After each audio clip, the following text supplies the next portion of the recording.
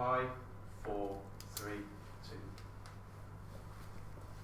Hello and welcome to Bristol24 Presents. Over the next hour and a half, we're going to be talking about how Bristol's innovators can help to fast forward our economic recovery.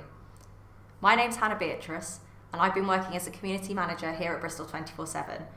I also run a small business called Aby Digital, where I support businesses across Bristol with digital marketing.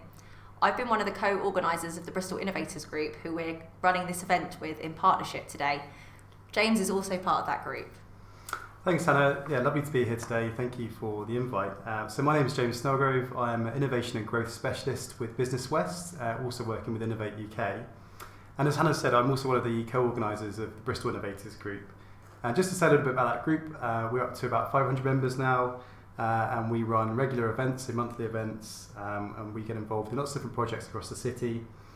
Recently we ran an Innovation and Careers Fair with the University of Bristol, and we've also got involved in some digital exclusion projects as well. So really the ethos of the group is around connect, learn, do, and to sort of progress the idea around innovation in the city and connect innovators up. So we work really closely with the University of Bristol and also UWE, and also developing partnerships with Bristol City Council and also the West of England Combined Authority. If you'd like to learn more about the group or get involved and become a member, you can find us on our LinkedIn group and also on social media. Great. And now we're just going to hear a short video from Better Business members and other organisations across Bristol to hear what they think about innovation and the economy in Bristol. Hi, it's Coast here from Coast Creative, Bristol Threads and the Bristol 500. Now, innovation, creativity and diversity are crucial to Bristol's future and also Bristol's economy. Whatever our future landscape looks like, these themes, these ideas, these mindsets are important to how we continually adapt and rise to the challenges ahead of us. What we're doing well right now as a city is that we've realised that we are not alone. We are continually realising that despite our differences, we all have common goals and that we all have a common compassion. We've seen threads of change and hope. We've seen how working together, innovating and being creative aren't just clever ideas that benefit a few. They are amazingly profound ways to serve the city and each other. So as we continue these broad kinds of conversations across sectors and across geography, as we work and sharpen each other, and as we seek to change on a whole variety of levels, I'd love us all to think about how we can encourage a broader and more diverse generation of leaders and change makers across ages and stages and across our city. And how can we release innovation, creativity and diversity across Bristol that's both from the city and for the city. Thanks. Innovation is important to support Bristol's economy because it encourages young people and fresh thinkers to come into the city and create business and trade. Bristol is already supporting innovation through the tech industry, through the arts and culture scene, and the graffiti art scene is obviously a big one, alongside the range of production teams who are working within the festival industry. How can we support innovation further? The clear-cut way is to make sure that housing and rental is affordable for everyone, because it encourages young people to move into the city and to create new businesses and to innovate as they go. Hi, I'm Dave Jarman. I'm a senior lecturer in entrepreneurship at the University of Bristol Centre for Innovation and Entrepreneurship.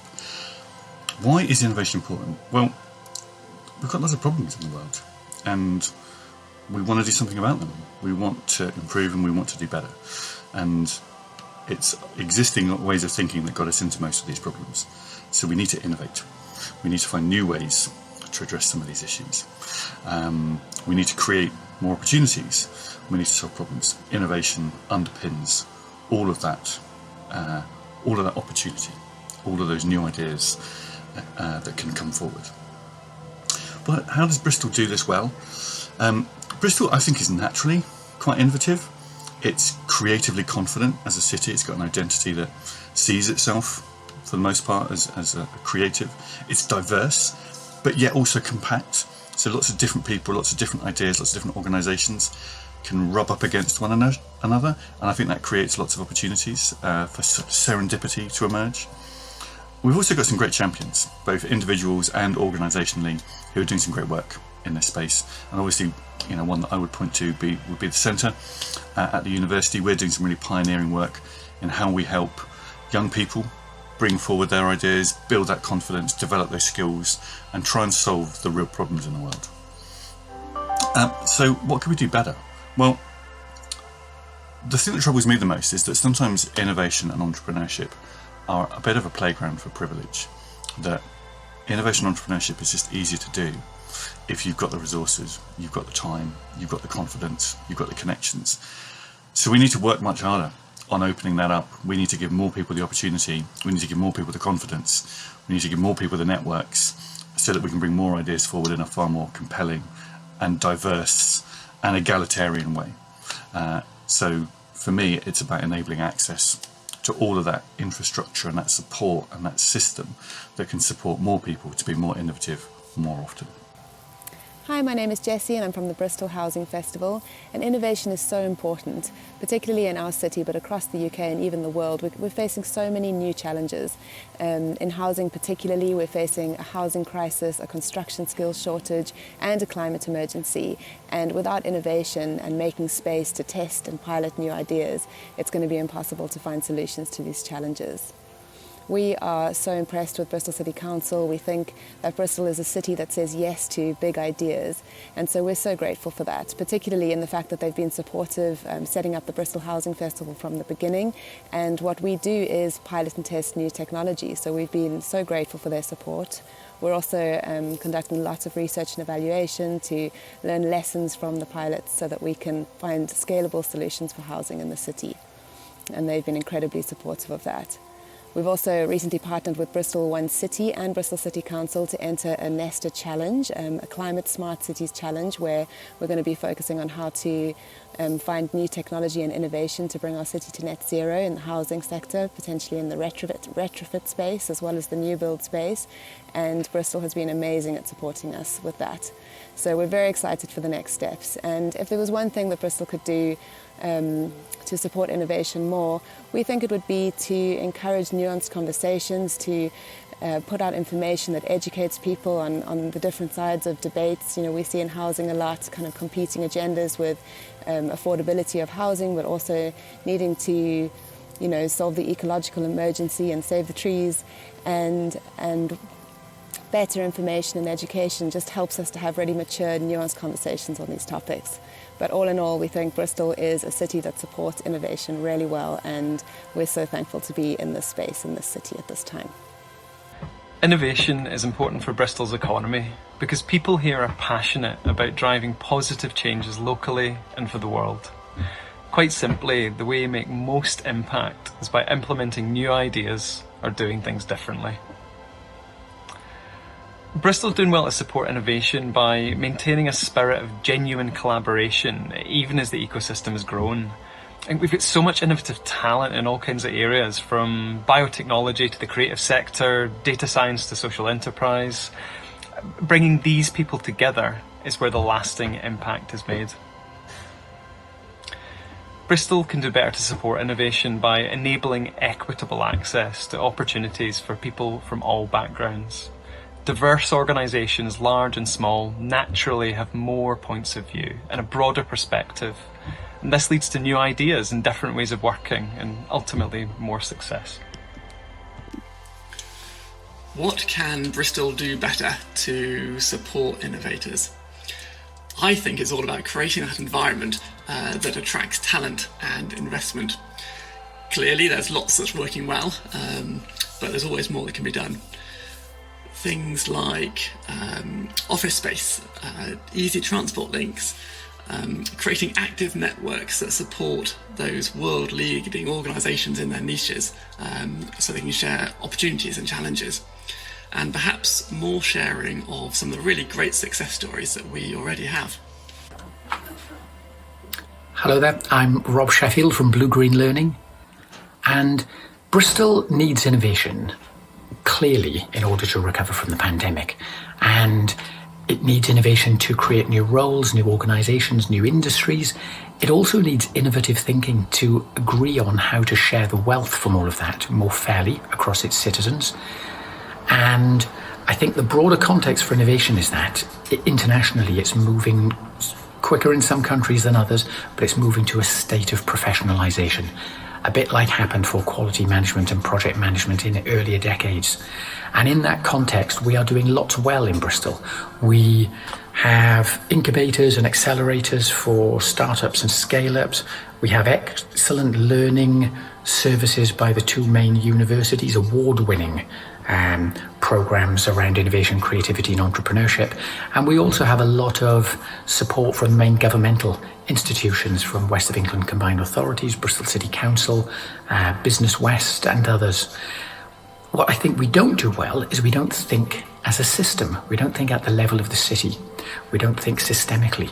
So we need more systems thinking, we need more systems leadership, and I think we need to put the innovators at the centre and think of it from their perspective rather than the perspective of the organisations who currently provide the services.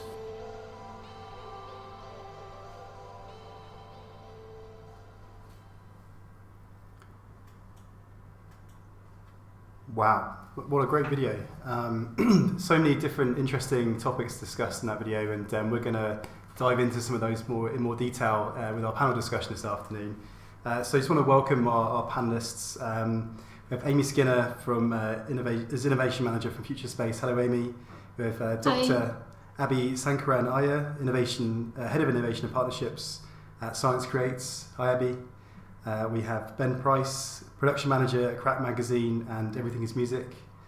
Hi, Ben. And we have Zahra Ash-Harper from Pervasive Media Studio. So hi, Zahra. Thank you very much for joining us. It's lovely to have you today. And over to Hannah with some questions. Hi guys, thank you for joining us. First of all, I just wanted to kind of go around and hear a little bit about what each of your role is and why you are passionate about innovation. Zahra, should we start with you? Sure. I'm never one to shrink away. So I'm Zahra Ash-Harper. This is Colin in the background. You'll have to, love Colin. If he doesn't rate it. Hi, Colin. My title is I'm a creative director for inclusion. I work independently. I no longer work for the Pervasive Media Studio, although I do a project alongside them as part of my freelance practice. I started my career in Bristol at the PM Studio as part of Watershed. I was the studio producer, and my job was essentially to bring together a community of creatives and technologists to really co-think together in an equitable space about what the future of innovation and technology and creativity was in the city. All of that obviously has shifted massively as the pandemic has set in. And it saw me, just by coincidence, just before the pandemic hit, quit my job as an act of resistance. Really, it was a powerful moment for me, thinking conversations and thinking about innovation. And it was a great opportunity to launch a practice that has social innovation at the heart of it. And I'm really excited to come and share some of my practice with you all today. Thanks. Thanks, Zahra. Ben, can we hear from you next? Yeah, of course. So my name's Ben Price. I work at Crack Magazine, which is a music publication which started in Bristol, but now we've got offices in London and Berlin as well. And it's been going for about 10 years. And my role there is I'm the production manager. I look after all of our kind of innovative projects we try and do, which, we haven't been doing innovative stuff for years, but we've definitely, over the last 4 or 5 years, have made some really good case studies around it. And we've got some new products which we've now launched, which is through that. My passion, I suppose, for innovation has really come through a music industry and wanting to try and do something different within it. And it felt, I was kind of got bored with where it was at. And we, as a magazine, have always strived to do new things. And that's kind of where we got to where we are, really. Great, thanks, Ben. Aby? Hi, thanks for having me. My name's Aby Sankaran. I'm the Head of Innovation and Partnerships at Science Create, and I'm passionate about enabling scientific entrepreneurs to build game-changing deep tech and startup. And the idea really is to have a network where you work with local academic institutions, entrepreneurs, investors, and strategic service providers to support the ecosystem, because Bristol has a lot of these things, but they're not necessarily well connected. And part of my role is to make sure that that's there, so that essentially the companies can kind of get, have all their time spent on building some of the game-changing work that they're doing. I actually stumbled upon this role, and it's very serendipitous that I'm here, really. But I'm an engineer by trade, and I moved to Bristol about 5 or 6 years ago, working for a company in the science park, Bristol Science Park, and they were looking at installing tidal turbines. So that was the kind of idea I originally started up from. But this idea that there's much more inclusive women in STEM, engineering, science subjects isn't something that is really spoken about enough. And this idea that innovation is not subjected to any of these. You could come from any background, any color, any caste, any creed, and be just as innovative. And that's what really drove me to where I'm right now and the kind of work I'm doing. So I've worked with postgraduate researchers who are in this sector, and now I'm working increasingly with entrepreneurs who are in this area, helping them to kind of reach their maximum potential. Fantastic, thanks Aby. And Aimee, do you want to tell us a bit about what you do at FutureSpace? Yeah, so I guess my role's most similar to Aby's. So I'm Innovation Manager at FutureSpace. So we're co-located up at the University of the West of England, and we're co-located on site with the Bristol Robotics Lab and the Health Technology Hub as well. So at any one time, we've got about 50 startup and SME businesses working in the centre with more than 300 employees, supported across our kind of labs and workshops and offices. And my role in all of that is to provide quality business support programs. So I work with internal and external communities to help deliver and design interesting and relevant content for businesses, but also driving engagement between the resident companies and the university. And all of that is designed to help businesses to grow, to enable innovation and the creation of new products and new services, ultimately to kind of shape the world in which we live. And that's really what innovation is to me. It's about finding new and exciting ways to solve the challenges that we face locally and globally. And that can be from small incremental change all the way through to radical world-leading innovation. Both types are needed. And actually, James and Hannah, the three of us got to speak to an innovator called Elvin Turner last year, and he said that innovation is about having an argument with today, and that's really stuck with me because I think that embodies the passion that I have to challenge the way that things are done and enable people to do their best work so that we can change our future for the better. And that's what FutureSpace and other innovation centres and incubators and accelerators in the region and nationally and globally are all working towards, and I think that's how we're united as well. Yeah, definitely, and thanks Aimee for reminding me of that great quote. I definitely agree. I'd like to hear a bit, there's some similarities but also a lot of differences in all the work that you do, but it's all kind of brought together around this theme of innovation. But how do you feel innovation is specifically important for our economy in Bristol? Ben, should we start with you this time? I was thinking about this one, and I think it kind of came back to, I suppose, how we first found and got involved in more innovative projects in the city, and that was really through collaboration and working with people in these spaces and these incubators and these studios, and understanding what the difference between kind of research is, and then taking that through to creating commercial product.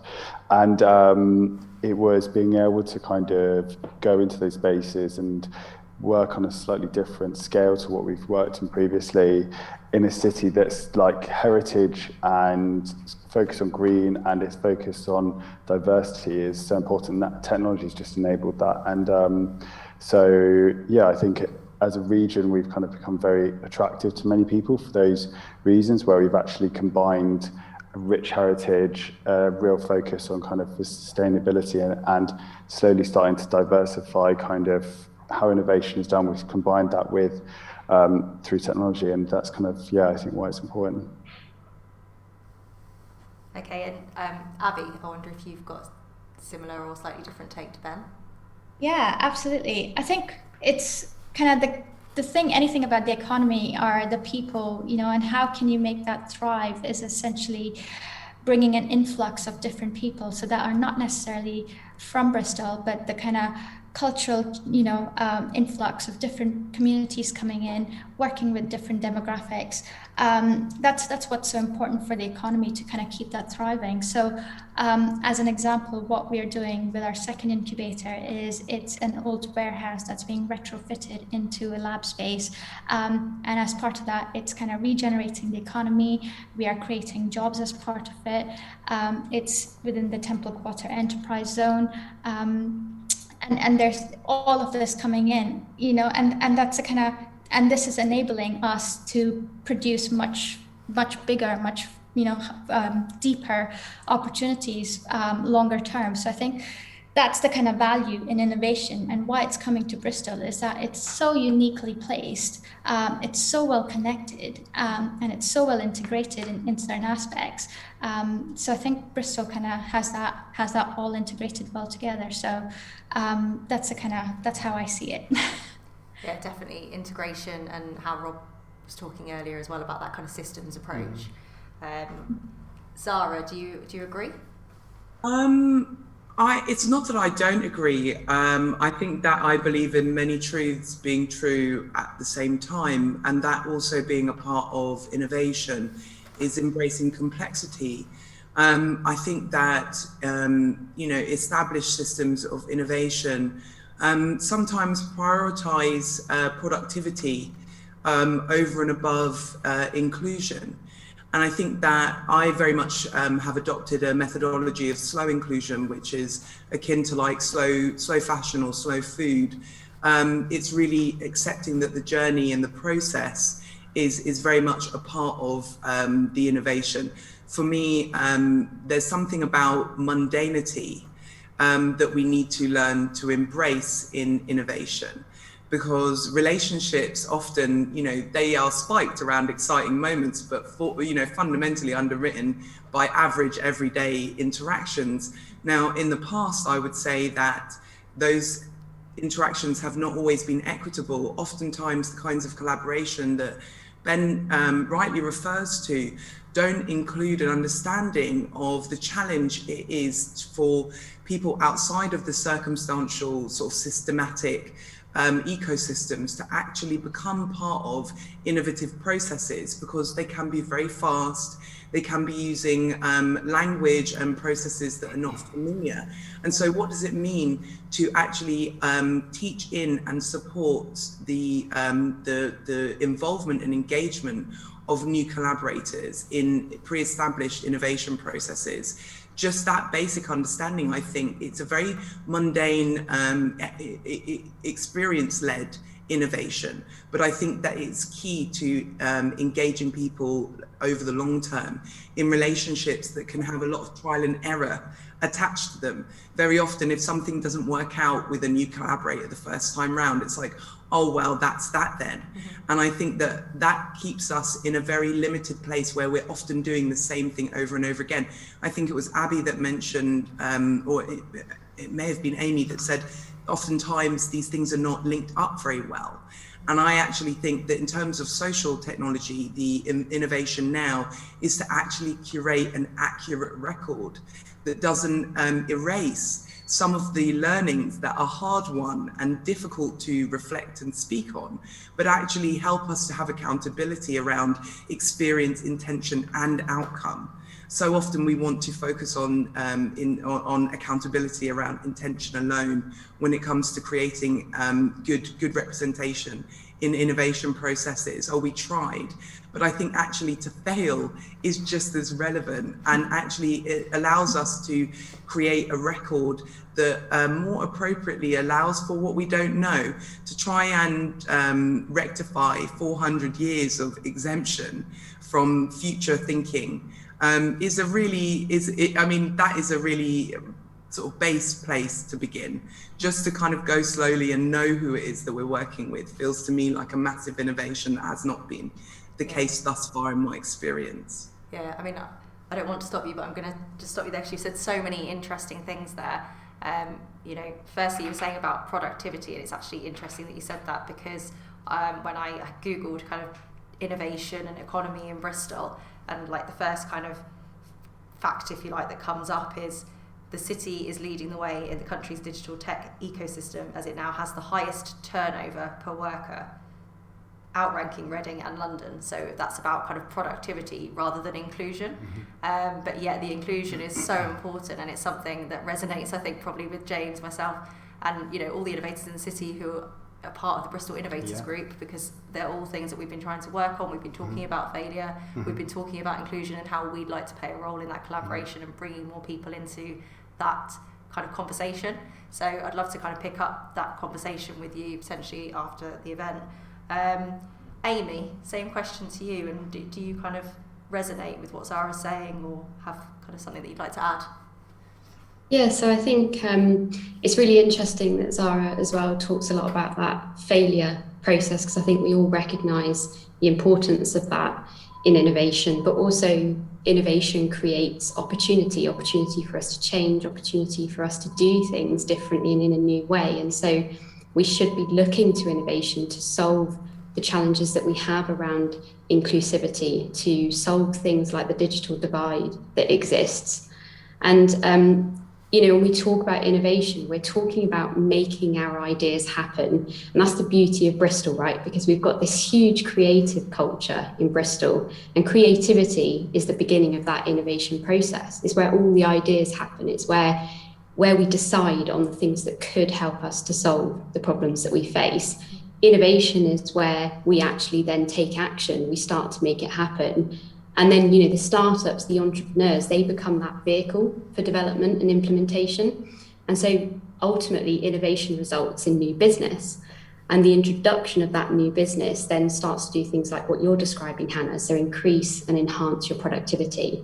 It creates high value jobs. It creates competitiveness, which means then we get more things coming to the market. And importantly, you know, Zahra touched on it, it develops our learning. You know, so there isn't one company trying to solve these big challenges. You know, if you had one company trying to solve climate change, you get nowhere. It's about the work of many trying to tackle some of that larger picture. And some are going to be successful and some aren't, but learning is going to come from that. Learning is going to come from that failure. It's going to enhance our understanding so that the next wave of entrepreneurs have more chance of success. And so when you look at something like the pandemic and what we've just been through, that crisis, and I did a little bit of Googling as well, because I was like, what does crisis actually mean? And you know, it actually means danger and opportunity, apparently. Although apparently a lot of stuff that we say is made up on the spot, so maybe don't quote me on it, but worth looking up. So danger and opportunity. And that's why we see such a response to things like crises. You know, and during the pandemic, we saw the rise of many new companies all working towards that common challenge. And so the rate of advancement of health tech, such as health passports, that rocketed at an unprecedented rate. Vaccine development took months rather than decades. And, you know, many have failed along the way, but some have succeeded. And ultimately that's going to get us out of some of the restrictions that we faced for so long. It's pushed us on leaps and bounds. And now we're going to look to innovation to solve the economic challenges that we face as well, and some of the other challenges that Zahra has picked up on there around inclusivity. And I think that's why innovation is so critical, not just to Bristol's economy, but globally as well. Yeah, I mean, it's such a fascinating subject, and you know, it's just fantastic to have people who are so passionate about innovation, but passionate about Bristol as well on the panel. So yeah, really, really insightful.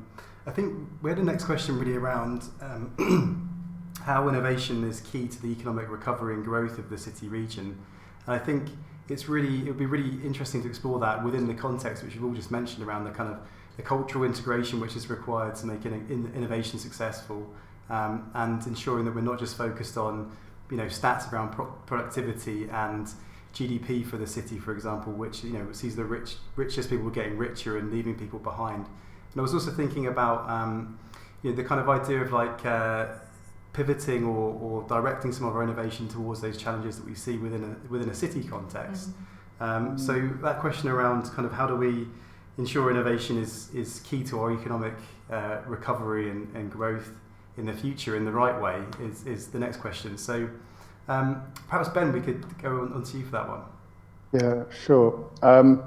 So I was thinking about this because we've been through quite a lot of the schemes and the funding bodies that exist in the city, and we've been very lucky to work with them, and products have come out of them. But I think one of the things that I was thinking that's kind of maybe missing, but really is a key part of this kind of growth that we're talking about, is actually the young innovators. So many of these funding bodies have been on everyone's kind of 30 years old or older, and they actually, where are the 20, 25-year-olds that are coming out, and giving them the right opportunities, not just giving them some cash to use, but actually giving them kind of a business model which kind of they can see themselves creating a business from, or creating their own company and actually going and being able to commit a commercial product and revenue from it. And I feel like having those people at that young age from very different backgrounds, not just from higher education, but through kind of as wider reaching as we can,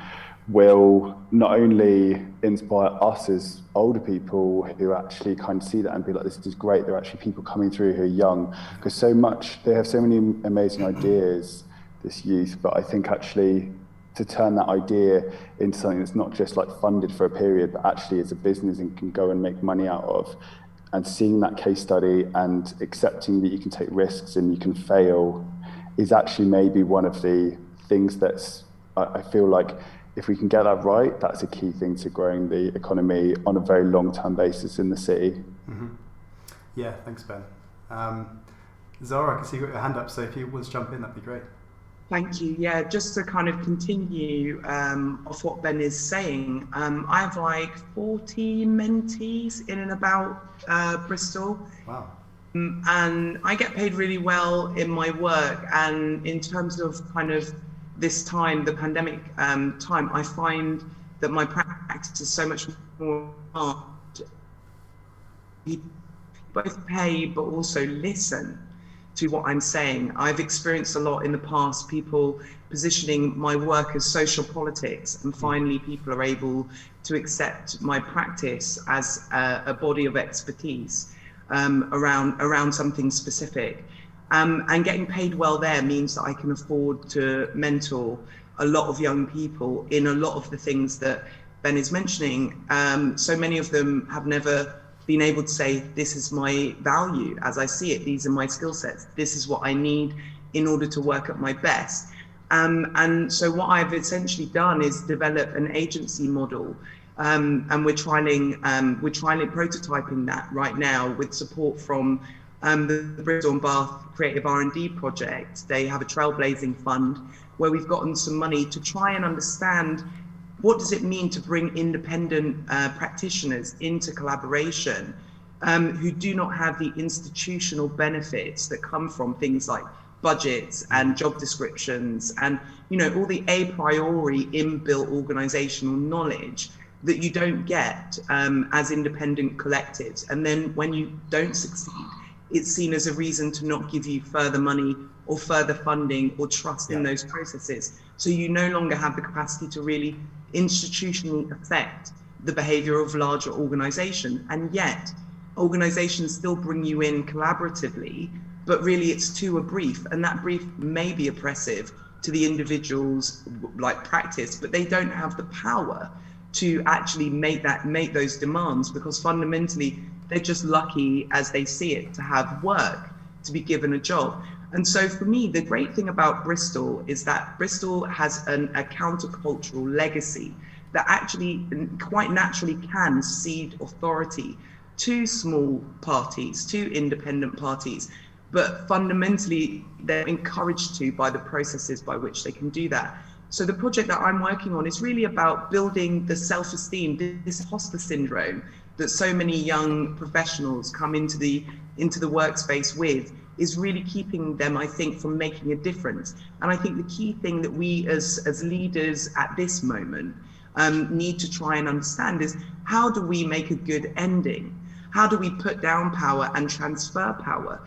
The fact that so many CEOs right now are under so much stress, are lacking the energy because they're so tired, having gone through this pandemic, and yet they're not thinking, who can I bring in and train up and devolve some of my power to, whilst also engaging with their energy and their ideas, but also teaching them what the institution does and what it means and its benefits.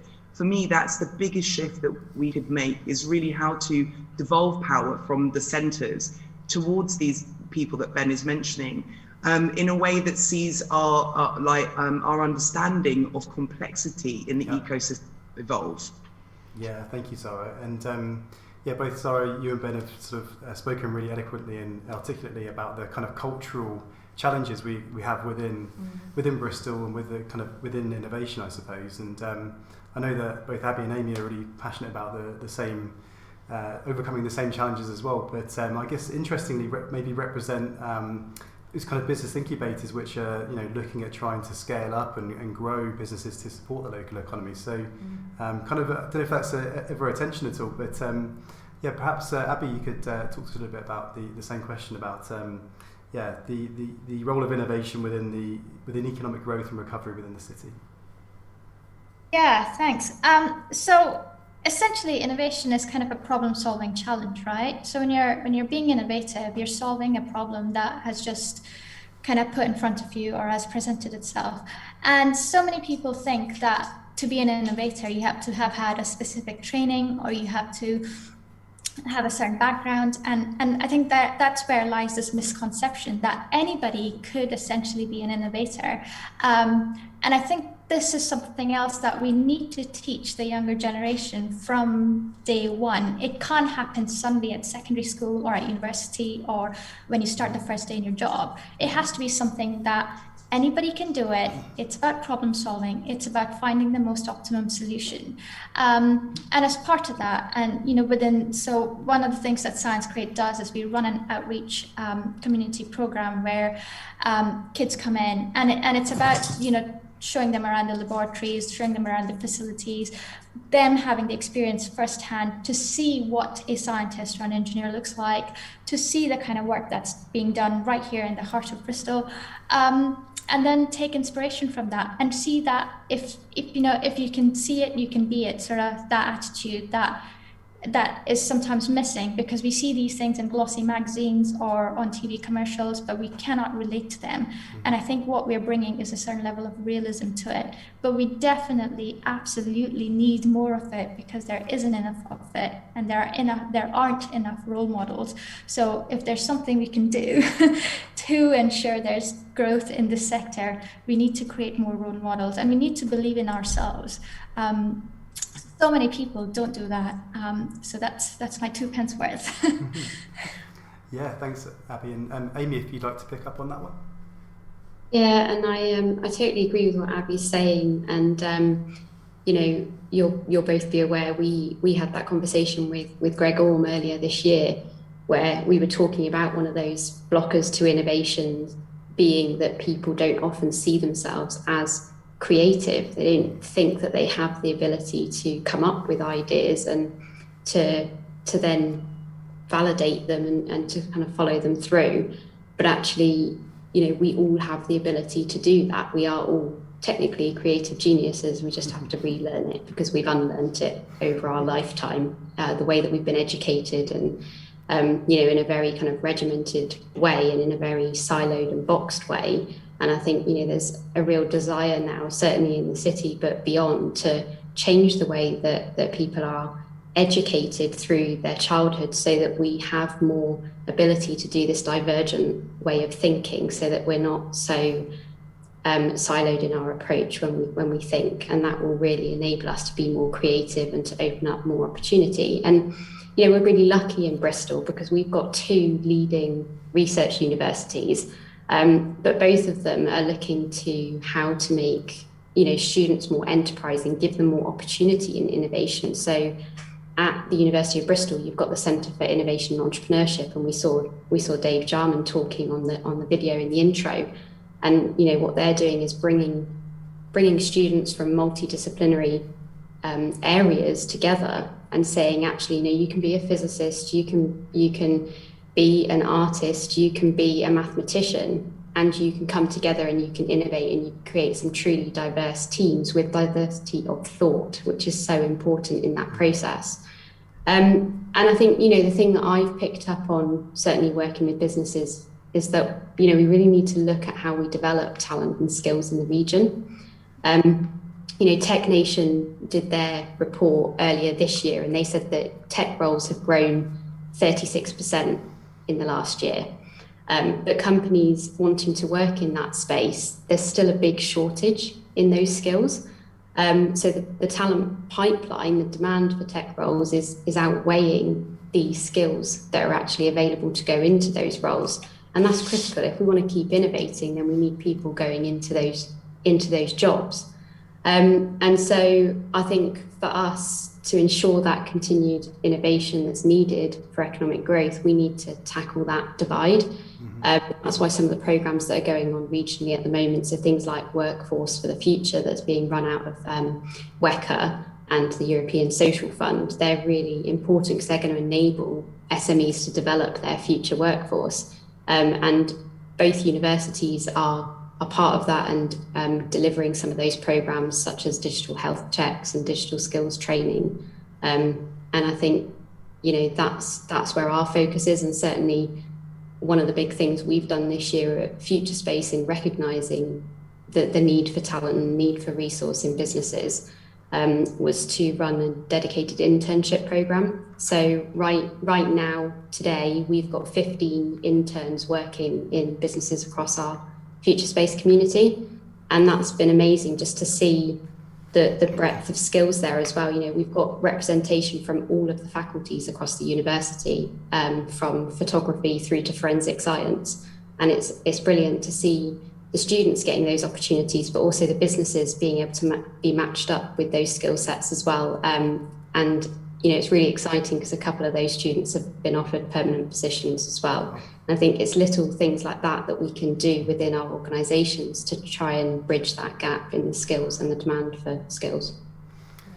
Yeah, thank you, Aimee. It's great, and you've sort of touched on the next question we were going to ask actually, and I'll let Zahra jump in a second as well. But next question was really around if you could talk a little bit about the work that you guys are doing to support innovation and the next generation of innovators, or the current generation of innovators within the city. And Aimee already touched on some programs and some schemes which are out there, and we'd encourage anyone who's sort of on the conference today to have a look at some of those schemes and see if it applies to them. But Zahra, perhaps you'd like to pick up on that. Yes, I just wanted to kind of add something to what Aimee was saying, but really where Ben began, which is that when I worked for the Pervasive Media Studio, one of the things that I saw as the simplest and for me I could never understand why this connection was not made. For example, we know that computer gamers are very urban in their kind of demographic. Kids often playing all different kinds of computer games. We also know that most games developers are self-taught at the beginning, have a passion for games. It's one of those lateral thinking steps that I've never come to an understanding about, why people don't understand that the players or the consumers need to be taught how to become creators through processes. We understand that in so many other types of processings, but not in technology very well. It's seen and kept a bit like art was in the past, something quite protected knowledge base, when actually open sourcing of that kind of technology is understood amongst a certain level as completely the next wave. So for me, in terms of when we're thinking about developing talent, it's about lateral thinking. I've taken illustrators from small level on to actualizing those murals and actually creating entire projection mapping over the top and animating what they're making. Now, it's not always the talented creative that's going to have that imagination for their own practice. So when we're collaborating in innovative processes, I think trying to understand where somebody begins a journey and how they come to innovation is part of the production role. So I just really felt like I wanted to add that in, and then I'll leave it open for everyone else to pick the question up as you asked it.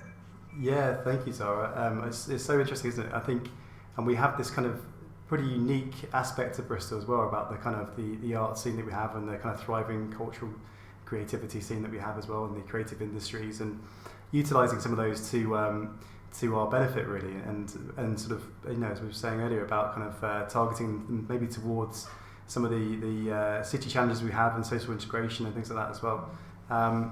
But yeah, Ben, perhaps you could pick up. So we were sort of talking a little bit about perhaps the work that you've been involved in to support innovation and innovators in the city. Yeah, sure. I thought I'd maybe kind of touch a little bit about Everything's Music, which is kind of we launched it this year, and it was a good old slog project that took about 18 months. And it was a digital museum project that we built for that's web browser based, and we kind of saw this gap in the market where Bristol's music history has been told a lot in lots of different ways through films, exhibitions, books, and we wanted to create something that was kind of more permanent in the digital world, and also allowed us to really present musicians that hadn't been represented before, and also contemporary musicians, and continue presenting their work rather than it just be kind of go and see Massive Attack and kind of talk about them. It was really about trying to, you know, give a wide breadth, and kind of that platform, I suppose, was really our first true piece of innovation that we've done. And I think what we've done, like kind of to support innovation in the city by that, is we've given a platform where we can now add more to it, and we're constantly speaking to people in the city about how they can add innovation they've done into that. So we're looking at kind of different ways we can use audio and spatialize it, how we can use localized XR technology routes to integrate that into the platform, and to give it kind of not just a platform for music, but a platform for innovation and technology in the city. And then how we can go and take it to other cities using those technologies that have been founded in Bristol, and bring money into those people by going to other regions. So yeah, we're kind of very much on our first kind of, you know, plan for this, and I'm definitely not the most expert in kind of it, but I think we've, you know, created a good framework that hopefully is inclusive for people to use and to be part of and to collaborate with. Yeah, thank you, Ben. That sounds like a really exciting project. And Aby, perhaps it'd be great to get your thoughts as well. Yeah, so people have kind of touched on this already, but you know, the work that I'm kind of involved in, and is also kind of, we run similar internships and placement programs. So a lot of it is essentially kind of this peer-to-peer learning or co-mentoring mechanisms that you know, that there a lot of people have kind of done this, and there's potentially been a failure, and then now you're on your second startup and so on. So this culture that once you've failed, that isn't the be all and end all. And what we're essentially trying to do is create a community, and especially this is what I'm really passionate about in my work, is provide this co-mentoring and peer-to-peer learning kind of model where your failure isn't, you know, something that we don't talk about. Failure is something that we use an opportunity to learn from within the community, and ensure that not everyone has to reinvent the wheel. And it's about, you know, again, like teaching a man to fish, rather than if we go through that process rather than just give them a fish, wouldn't that be much more beneficial for the community as a whole? So a lot of my work is around you know, enabling this kind of learning between our community and within the incubator. So we have about, you know, 30 plus companies, and the number is just growing. And the idea is that anyone new coming into that ecosystem from day one has somebody that they can look up to or that they can be buddied up with. And similarly, those who have exited can kind of come back and feed back into the community in some way, shape or form. So a lot of my work, I see that as the pipeline of how I support the community here. Yeah, thank you, Aby. Yeah, it's fascinating. And Aimee, yeah, if you wanted to add anything to that before we move on to the next question. Yeah, I think listening to everyone here today, I think the nice thing is I've heard the word community and collaboration a lot. And, you know, I think in innovation, whether it's social innovation or it's arts, it's music, it's tech, it's science, whatever it is, you know, the key to it is this community and collaboration. We enable innovation by bringing people together and helping them to navigate what they're working on. And so a big part of what we all do at a practical level is providing the environment and the space for them to do that well, you know, to whether that's testing and building products, you know, providing lab space for them with facilities or, creating opportunities for them. It's really our role in it is kind of creating that community and creating that support. And you know, the famous saying, you don't know what you don't know. So I guess for all of us, what we're trying to do, it's as much about raising awareness of the support out there and helping businesses to navigate it as it is about creating new and relevant and useful content and support. So, you know, hopefully then there are fewer don't knows out there for businesses and for entrepreneurs. Yeah. Sorry, Zahra, I think you wanted to add something. Yeah, just in terms of what I've been doing, I think my practice is in a slightly different place. I spent many years building that community and, you know, supporting collaborations. And I think the approach I've taken since the pandemic and sort of forming my own practice has been to edify myself, because I found myself massively burnt out and massively stretched doing things that organizations hadn't quite yet learned to do inside the bones of their own businesses as yet. And for me, setting the example to other practitioners of difference, that it's important that they value their contribution and that they understand their place of expertise, has been a journey I've had to go on for myself first and foremost. The second layer of that is, I believe, developing other inclusion producers for the city, helping institutions, organizations understand that the work of inclusion as a means of social innovation is a place of attention and specific practice. So training people and developing people in a certain way of a methodology has been really key. So now I trained about 15 inclusion producers for the West Country region. And then the last thing for me is really assisting to develop the kinds of programs and projects that creatives of difference enjoy working on, because I also say a lot, Aimee, we don't know what we don't know. We can't know what we don't know. But I also think that we are making a lot of our learnings at the expense of the experience of people who are becoming disenfranchised from opportunities, because it's harming them to be the product of that learning, essentially.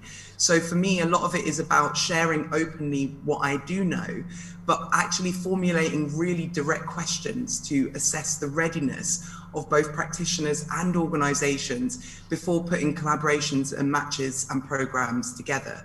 So for me, there are the question of how well are you willing to be known, and you know, who knows you in this sector, and how much of ourselves are we bringing to these like processes becomes really, really critical in traversing responsibly through innovation these days, because so many people want to innovate through representation and diversity, but fundamentally they don't always represent the groups, and even I do not represent often the groups that I'm looking to support. But I have trained myself to ask really good questions, so I'm trying to share processes by which we form questions that do the least harm possible to the people we want to work with. Brilliant, thanks, Zahra.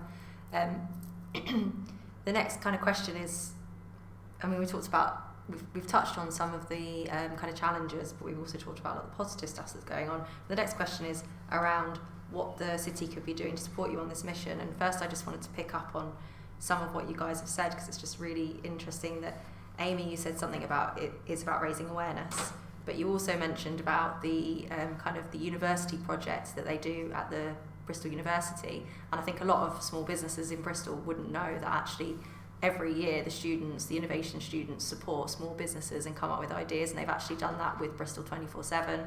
And we worked with them when we launched our membership, and they came up with a whole load of ideas around Better Bristol as well. So, you know, businesses might not know about that. And then also you talked about the internships at Future Space, and, you know, Zahra, you've talked about people you mentor, and do they know that those internships are available, and could they potentially be applying?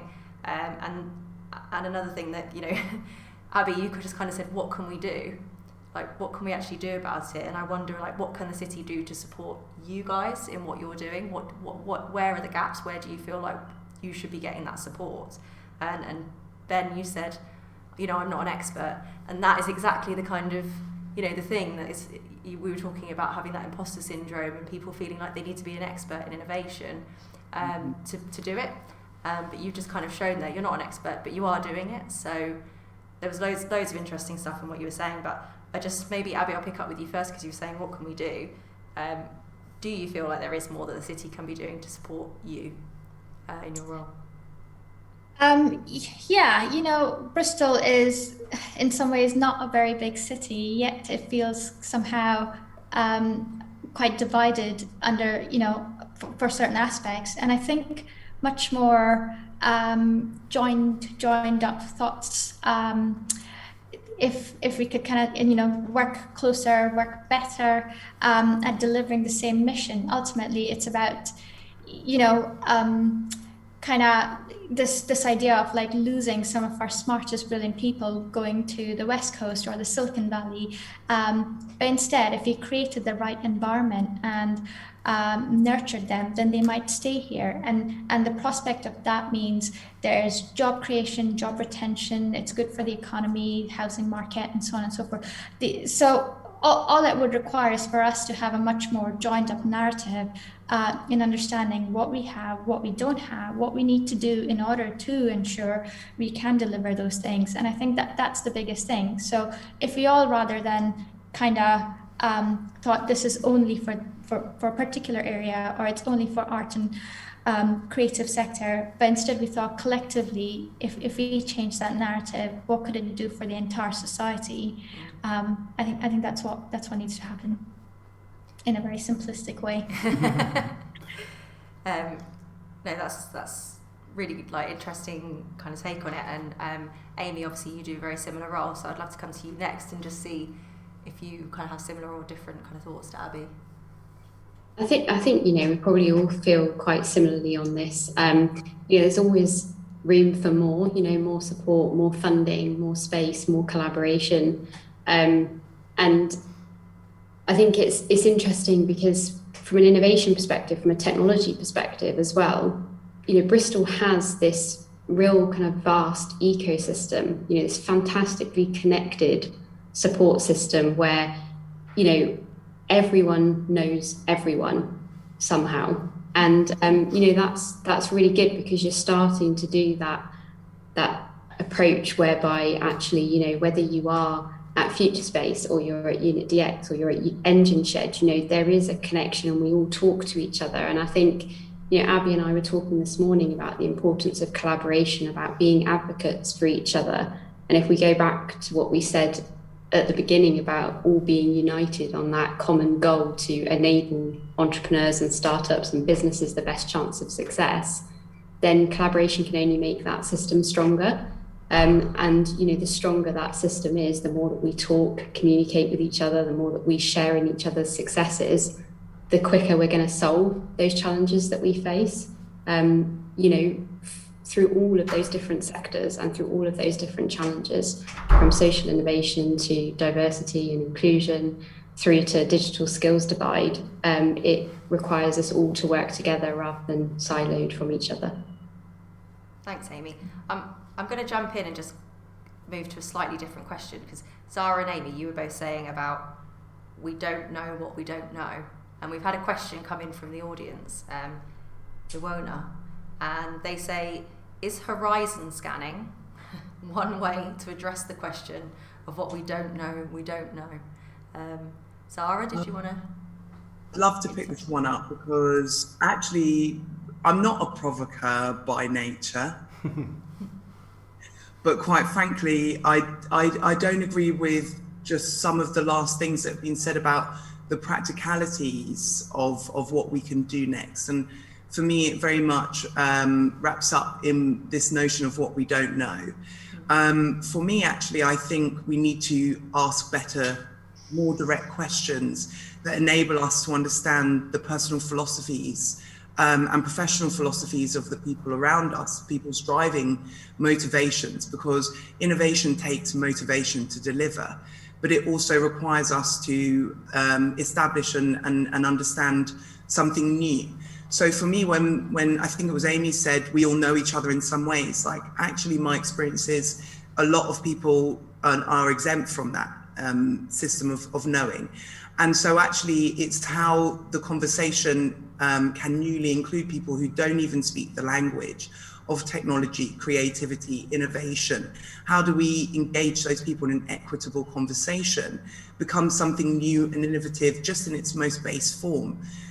So for me, there's something about entrepreneurialism. How do we help people to become strategic and imaginative within whatever it is that is their own passion and their own kind of small world? Sometimes it isn't about connecting up, because the thing about otherness is that it can sometimes be oppressive. If it's not in flow with the best of how you see yourself, it can really oppress you. And so I think for us to have a better knowledge of one another is one thing we can all individually do, starting immediately as we finish this call together. You know, this notion of how we ask a good question to somebody that we've had no engagement with. For example, I was just walking past basketball courts near where I used to live in Old Market, and this boy said to me, "Hey man, look, like, what do you do? Can you help me?" And now he asked me what I did for a job and could I help him, and now he's one of my mentees. He's a Somali boy, you know, born in Somalia, brought to Bristol, has been here a while, and has no connections to any institutions or systems that we know of. But his great plan is to build the first large university, you know, in the capital of Somalia. What an amazing idea, because for him, he understood that as the center for all further imagination, for all further innovation. And I think young people like that, we need to find a way to connect, not just young people, but all people. I always say we're only 5 questions away from finding out the value somebody presents in your life, but they have to be good questions. So I actually think we need to design better questions, and we need to build more everyday relationships with people, because once the better, I don't think that any of the work that we're doing is servicing the people who are on the fringes of innovation at the moment. And so are we really even innovating, or are we treating difference a bit like a Trojan horse rather than source code? Yeah. You know, I think the question we need to really ask ourselves, not just how do we align ourselves for agreeing new programs and new practices, but how do we engage with difference to allow for us to really do some dilemma thinking to get through some of these sticky conversations. Yeah, so sorry, this is fascinating stuff, and quite a lot of comments are actually coming in about stuff you said, and also Dave Jarman said earlier about disenfranchised communities and how can they get more involved. I think this is maybe something we should definitely pick up at Bristol24 after this event, and maybe do kind of an article or something about that, and follow up, because I think there's a lot of people who've got kind of questions about that and want to know more. I just wanted to come to Ben quickly, because somebody's asked, a guy also called Ben, who said, since COVID, many businesses seem to have suddenly had the time and or been forced to innovate. And obviously COVID's affected the music industry quite heavily. As we hopefully go back to normal, how do businesses find the time to try, fail and innovate? So how have you guys at Crack actually kind of pivoted and gone, okay, what we usually do isn't kind of happening right now, so how are we going to find the time and focus to try, fail and innovate? So it's an interesting conversation because we are now kind of starting what we had to stop, like our print magazine and, working with events and festivals. And I think that we've been very lucky in a position where we're now at a place where we've got these additional businesses we created through this pivoting, and we've actually set those businesses up as proper functional, isolated things by themselves. And so that we have done that in a way that Crack can still exist like it is, but Everything Is Music is now set up as a CIC, it has a team that work within it, and that means that can run off and do its own thing and live its own life away from Crack, but still bring in employment to the bigger team. And we were lucky, I suppose, that was down to the fact that we had some business support, and we kind of understood that through our funding that we got through that, which was Bristol and Bath Creative R&D, we kind of looked at creating a business model for it, and then the business model meant that it was separated from Crack.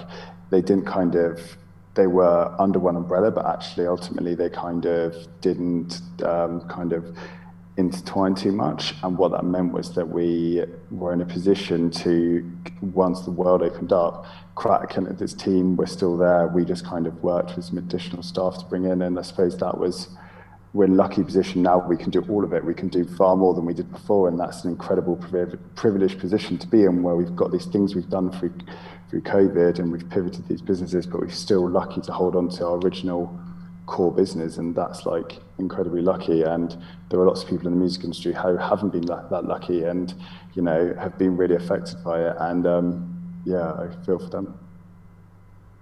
Thanks, Ben, because I think a lot of people are kind of really interested in that project to know more. So thank you for kind of telling us a bit more about that. James, do you want to? Yeah, so we've talked a little bit about some of the challenges in Bristol, and clearly there's a lot more to be talked about, and some activities which we can pick up on. And it's great to have these conversations today to really kind of spark some practical action which we can all take. I'm just thinking about the role of Bristol Innovators Group in this as well, and how we can pick up some conversations with Zahra, for example. I can imagine us doing some citywide kind of support for the work that you're doing. And one of the questions we had was really about what makes Bristol so attractive. And we see the headlines around Bristol being one of the best places in the UK to live, and that we do have a lot of opportunity for people to come and get involved in innovation in Bristol, as well as clearly there being sort of systemic challenges around inclusion. But kind of just to pick up on some of the kind of positive points, I suppose, and the opportunities of working in Bristol. So what makes us such an attractive city and such a great place to do innovation? And perhaps Aimee, you could pick up for us on that one. Yeah, and I think there's been some really great conversation here today, and Zahra, I really pick up on your points, and I think definitely we should be talking more and kind of connecting more to understand what the innovation ecosystem as I see it is quite different, obviously. And I think there's great opportunity in Bristol because we are such a diverse and bustling city that just kind of oozes creativity and innovation, at every corner.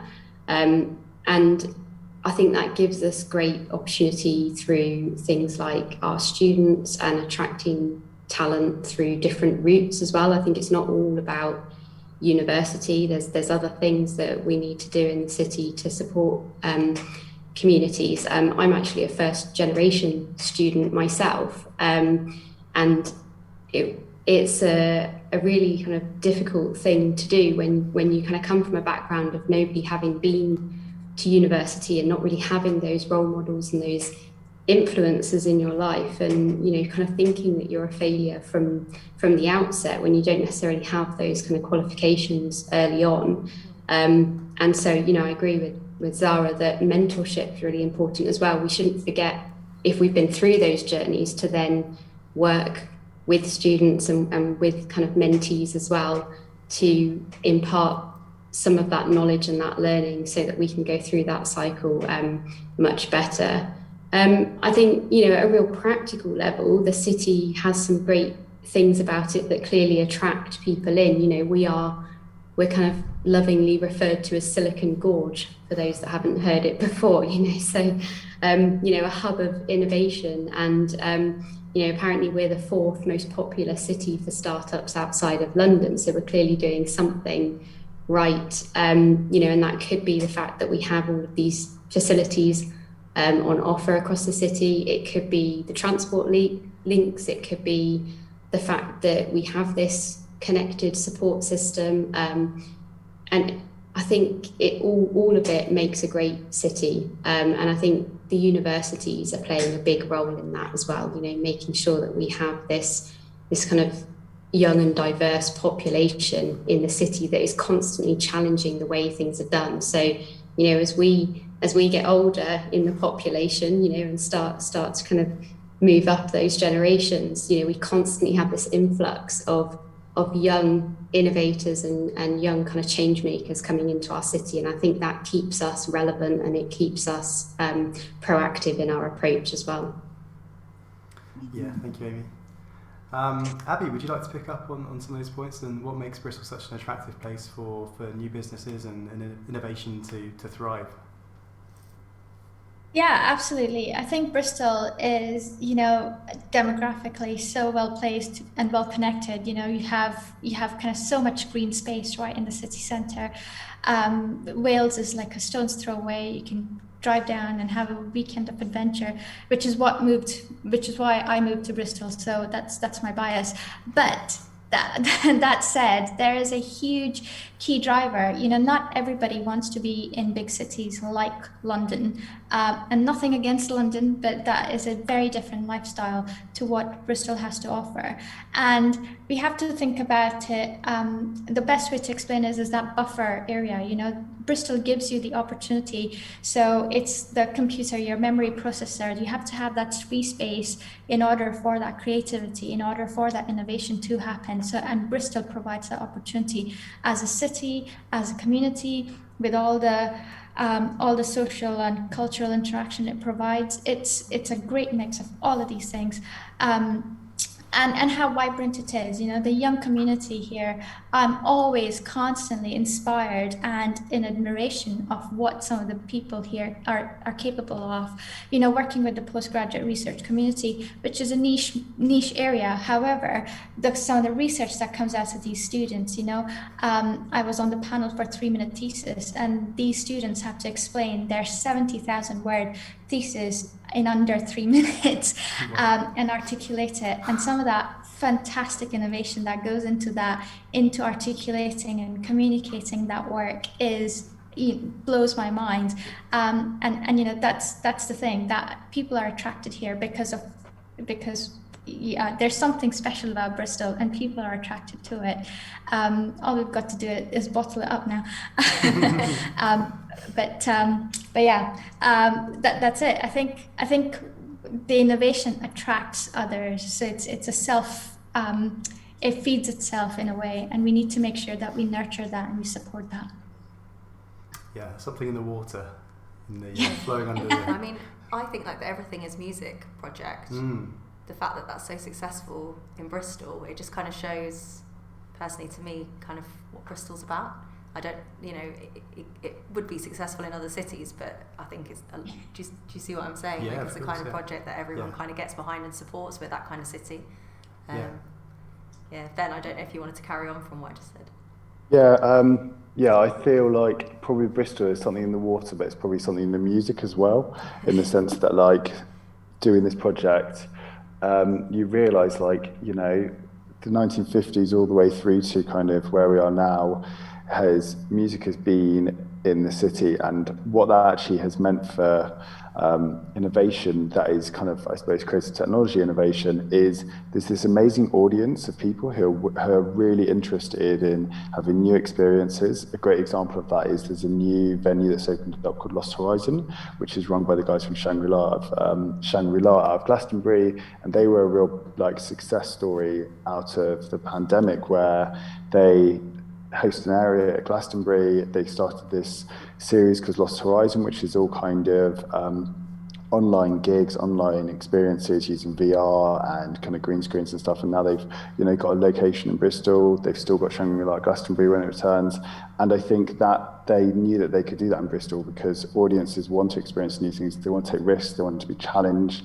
And also, that you're not going to, there's a real diverse group of people in the city, and if you can make sure that everyone can have access to it and that it's not something that is immediately kind of puts people from different classes and groups out of being able to access it, I think you've got a really good testing ground, I suppose, is one of the best ways to describe it almost, that Bristol is really actually a great place to test new things and to try new things, because if it works in Bristol, I think you've got a really good building blocks to take it elsewhere.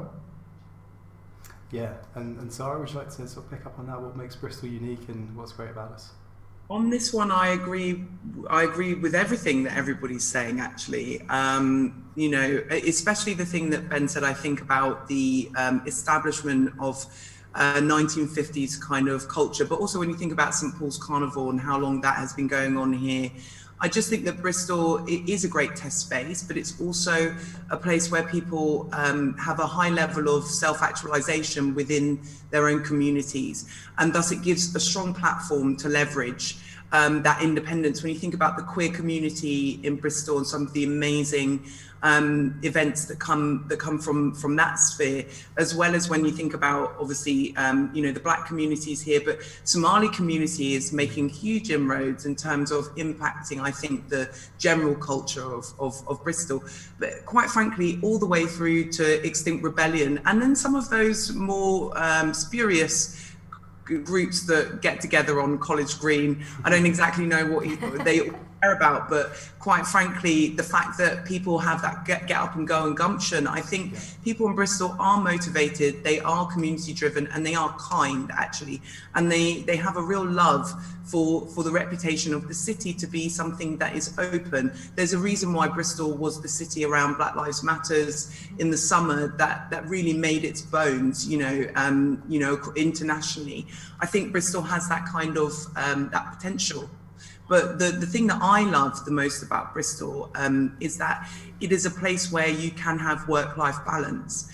You can do incredible work and make incredible relationships that edify that work. And I think also there is such expertise here in such a huge variety of things. The one thing that I am interested in terms of universities, sort of policies and practices, is how they deal with non-academic research in this city.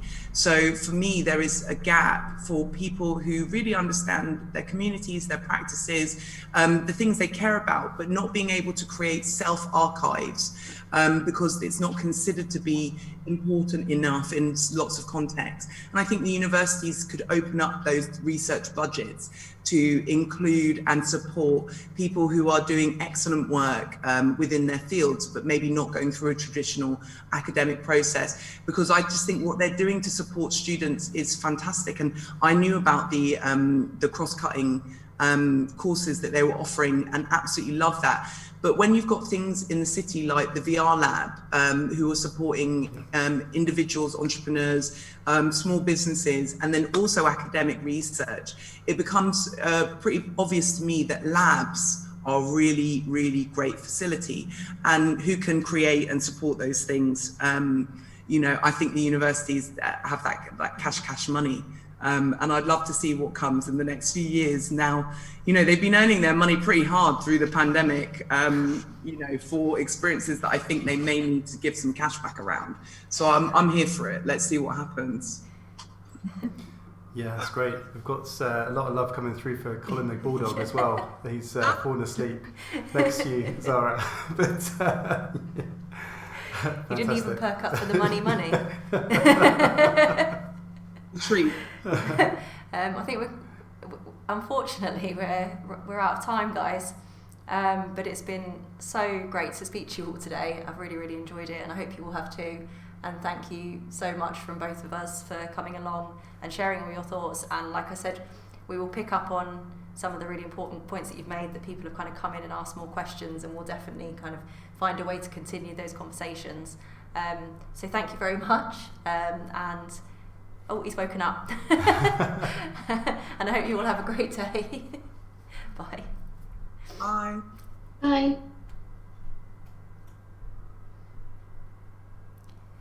Thanks, guys.